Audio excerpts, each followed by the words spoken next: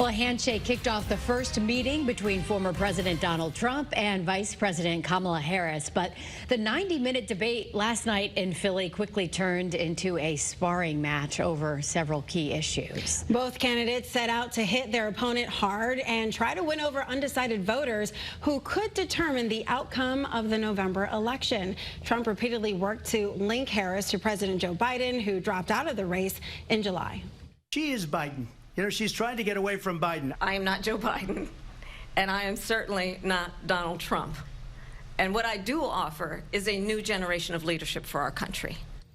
Both candidates continued to make their case after last night's debate. Vice President Harris greeted supporters at an event in Philadelphia, while Trump claimed victory while speaking to reporters.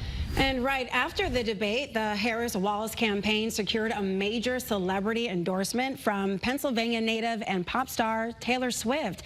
She explained she was motivated to state her intentions due to fake AI images that the former president circulated that falsely claimed she endorsed him.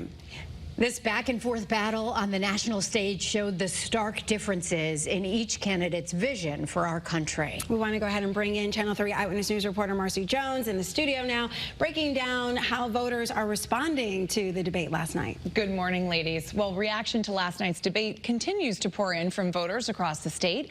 And while there's a huge range of political opinions, a common theme is surfacing as November's presidential election creeps closer.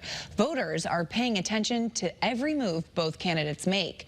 For some students at University of Hartford, this November will be the very first time they'll get the chance to cast their vote for president. Like many Americans, they're taking the responsibility of voting seriously, making sure to follow both the Trump, Vance, and Harris-Walz campaigns. That includes tuning into Tuesday night's debate. According to census data, even with a record turnout for the 2020 presidential election, just over half, roughly 51% of Americans aged 18 to 24 voted. Compare the Gen Z turnout with that of baby boomers. 76% of those ages 64 to 74 voted in 2020. Historically, the reasons for low turnout among young voters include lots of things, from lack of candidate satisfaction to voting accessibility. Dozens of students gathered last night to watch the first presidential debate of the 2024 election.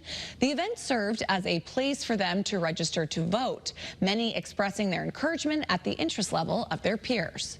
I'm very invested in politics as a whole, and while I personally already know who I'm going to vote for, I'm very invested in how the election is going to go. We want them to really understand that political leaders are not going to pay attention to them unless they go out and vote. According to several polls, the slight majority of U.S. voters say they have already made up their minds of who they will be casting their ballots for, and the candidates are still neck and neck. In the studio, Marcy Jones, Channel 3 Eyewitness News.